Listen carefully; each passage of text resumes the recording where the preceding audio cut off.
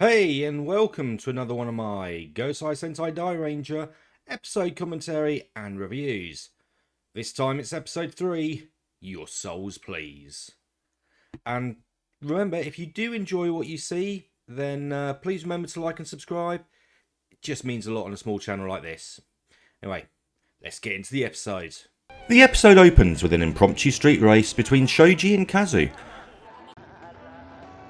But unknown to them, up ahead a brother and sister had an argument, and Masayo runs out into the road with the two racers screeching to a halt just past him before rushing to check he was okay, while the kid just stands there. The two rangers start arguing about the dangerous driving as the sister arrives and berates the pair, demanding an apology and their details. Later, a figure is rollerblading in the dark and talking about keys and secret doors before appearing in Masayo's room and saying he has a key to his heart and will take his soul before turning into a Gorma monster, Kagi Dukeshi, or Key Clown. And using a key on Masayo's chest, it opens up and the monster takes a glowing orb before being interrupted by a knocking at the door as the older sister comes in, where, despite her shaking, Masayo doesn't respond. The next day, Kazu receives a call at work before he and Shoji go to the hospital, where the older sister is blaming the two for her brother's condition. The doctor, however, says he doesn't think it's them due to the amount of children admitted in this condition recently. Leaving, the pair discuss what to do, and Shoji says to keep it a secret from HQ so people don't think a Dairanger hurt a kid. As they walk past a car, its door opens and closes by itself and starts to drive towards them. And when it misses them at a corner, it even reverses for another try. But when it crashes and Shoji looks in, all he sees is a toy dwarf that laughs and starts to attack him before floating away. Back at HQ, Shoji is asking the others to believe him about the puppet, but Kazu can't back him up as he was buried in garbage at the time. Shoji persists, saying it must be the Gorma, but Rin says it may be a prank, and Ryu says it's only a puppet. But one by one, Kaku, Ryu and Rin all leave. But Daigo stays, saying it should be investigated. At a stadium, Key Jester meets with the Triumvirate and is berated by them for going against the plan and attacking the Dairangers. They tell him to comply and he agrees. The three Dairangers try asking the older sister if she has seen any puppets, but she accuses them of trying to avoid responsibility. And as they leave, she turns to Daigo and he asks what they did to her brother. It turns out she is responsible for him as their parents are away on a business trip. As Daigo hears a cry, and rushing over he sees Key Clown taking another kid's soul. Chasing after him, Daigo and the sister are attacked by puppets, who manage to tie them up as a car nearly runs them down before providing a getaway for the puppets. Elsewhere, Shoji and Kazu are in a restaurant convincing themselves it likely was a prank. Meanwhile, Daigo and the sister have followed the car to an industrial site. As they explore, they hear voices and sneak in to see Key Clown putting a child's soul into a puppet and joining the others and singing about it being fun to do bad things. But at that moment, the two are discovered, and Key Clown reveals his plan to them as Daigo attacks, but is beaten back as the Gorma changes forms. Leaping over, Daigo transforms as the Gorma uses multiple key-based attacks on him. The fight continues as he sees the sister being chased by Copatros, and using his aura changer, contacts Kaku, who summons the other rangers. Leaving Key Clown to fight the Copatros, Daigo is able to reach Kaori, but the Triumvirate appears, using their powers to drag him to them, before taking turns on beating him. And as he starts to be overwhelmed, Kaori is held hostage by Key Clown, who takes her soul and throws her off the cliff. Daigo catches her limp body as the other rangers arrive and the Gorma disappear. Laying her body down, Daigo attacks Shoji and Kazu, asking where they had been, before picking up Kaori's body and walking off. Okay, so we started off with a Super Sentai version of Fast and Furious, that turned into what happens when Chucky like gets the Japanese kids TV show treatment. He's still Chucky. You know, toys that are just like trying to kill people. I mean, they're robbing stuff, they're trying to like do hit and runs. It's basically Chucky, but it's a Japanese kids TV show. What is this saying about either A, Japan, or B, American horror movies from the late 80s and early 90s? Or through the 90s, I don't know when they came out. But, I mean, seriously, you know, horror movie in America, episode in the well, a two-part episode in the kids TV show. Wow. Gotta love the whiplash you're getting going from east to west. Um, I do think it's very strange how the Dairanger, well, Rin and Ryu basically go, probably a prank, we're going home. Just because Kaku didn't tell them, yeah, go deal with it. You know, you've already got Shaito saying, oh yeah, maybe we shouldn't tell anyone. I don't want anyone knowing that a Dairanger hurt a kid. I don't think you're that famous yet. Don't think you're that famous yet, so it probably wouldn't matter if people heard that you almost ran over a kid because you were street racing. You know, learn your lesson. Don't do it again. Although I don't think they do it again, so probably lesson learnt. The Key Clown. Love the cost. I love the design with all the locks and the keys and everything else.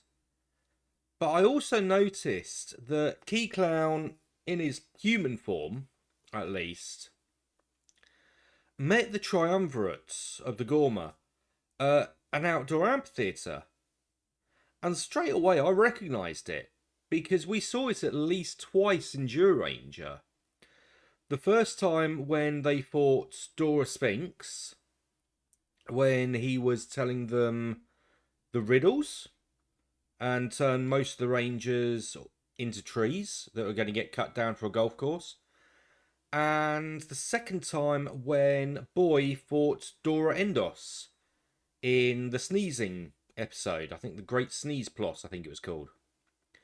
So it's been used a couple of times in Dairanger, and now it's been used in Dairanger, and I remember seeing some footage, behind the scenes stuff that was filmed by the stunt guy from Power Rangers that had the Dairangers fighting in that, I think it was in that same amphitheatre again, with I think it's when they first get the Keeper Ranger.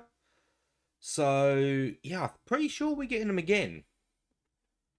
So very popular place in the early 90s to be filming at that particular area.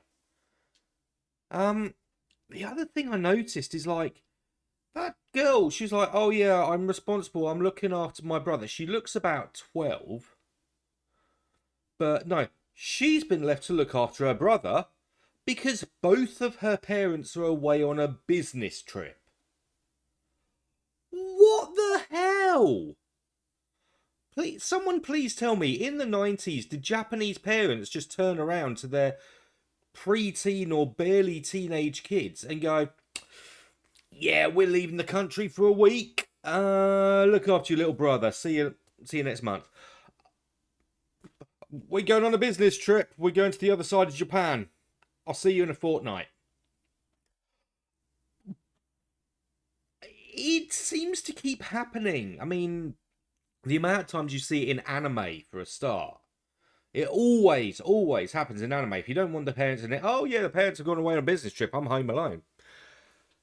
But in live action as well, you just sort of like, is this a Japanese thing? Do they really do that? I need to get a more comfortable chair. So yeah, it's kind of a thing that I'm just wondering about here. The other thing I want to say is like there's very little sort of untransformed fight action in this. Obviously, we get Daigo Henshinda into the Green Ranger for this one, where he does, like, you know, quite a bit of fighting. He's doing his best to protect what was her name? Kaori, I think it was. And, he put up a good fight, even like took a beating from the triumvirate themselves. Before, Key Clown managed to take the girl's soul and just chucks her off the cliff, where Daigo's able to catch her. And then, of course, everyone else turns up. The only real transform fighting we got was against the puppets. And let's face it, Shaito, despite being a boxer, doesn't seem to be able to fight very well against a puppet. So, Christmas gnome Chucky 1, Saito 0. And the fact that it's like, oh yeah, stealing's fun. I want to do lots of bad things because it's so fun. I'm just like, okay, sing for me. Bad things are lots of fun. It was fun. It was fun. What more can you ask for? And the fact that Daigo turns around to Kazu and Shaito at the end, he literally puts the limp body down, turns around and just smacks them, both of them, one after the other. And he's like, where were you? And it's true.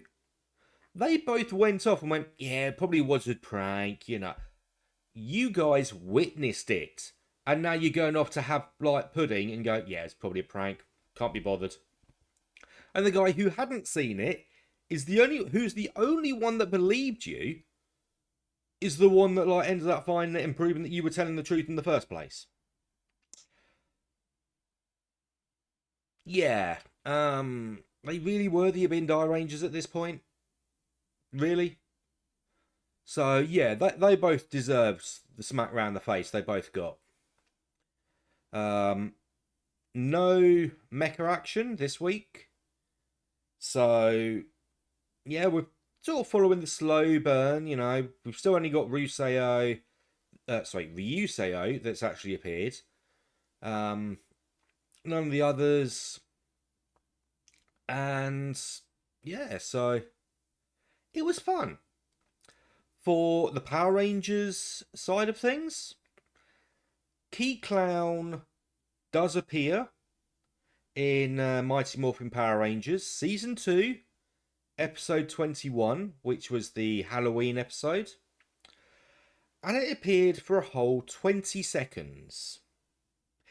It appears in a dark and misty area, possibly footage from the next episode.